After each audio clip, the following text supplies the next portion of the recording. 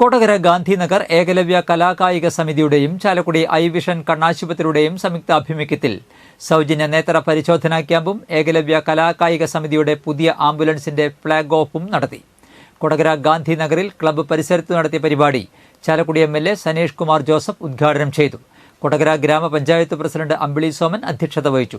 Club secretary TG Ajo, panchayat അംഗം CD CB, oasis club president KL Jose master, doctor TG Unnikrishnan, camp coordinator Sajeev Kumar, MK George, TC Shajith Kumar തുടങ്ങിയവർ സംസാരിച്ചു. നിരവധി പേർ ക്യാമ്പിൽ ചികിത്സ തേടിയെത്തി.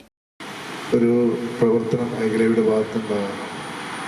ഒരു വലിയ ഒരു സാമൂഹ്യ സാംസ്കാരിക പ്രവർത്തനമാണ് മേഖലയുടെ നേതൃത്വത്തിൽ നടക്കുന്നത്. തീർച്ചയായും അവരുടെ പ്രവർത്തനങ്ങളിൽ ഇന്ന് വളരെ പ്രധാനപ്പെട്ട ഒരു പരിപാടിയാണ് ഇവിടെ സംഘടിപ്പിച്ചിട്ടുള്ളത്. ഐ വിഷനുമായിട്ട് സഹകരിച്ചുകൊണ്ട് ഇന്നത്തെ ഒരു കാലഘട്ടത്തിൽ നേത്രരോഗങ്ങൾ കൂടിക്കൊണ്ടിരിക്കുന്ന ഒരു കാലഘട്ടത്തിൽ സാധാരണക്കാരായിട്ടുള്ള ആളുകൾക്ക് അപ്പോൾ കൊടകരയിൽ നല്ല രീതിയിൽ ആംബുലൻസ് സർവീസ് നടത്തുന്ന ഒരു ക്ലബ്ബ് കൂടിയാണ് ഏകലവ്യ.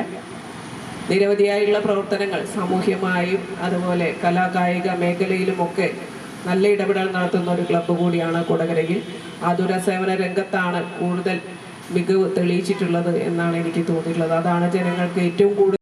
നേത്ര തിമിര ക്യാമ്പ് ഉദ്ഘാടനം ചെയ്യാനെത്തിയിരിക്കുന്ന നമ്മുടെ ബഹുമാനപ്പെട്ട MLA സനീഷ് കുമാർ. അധികം പ്രസംഗിക്കുന്നില്ല.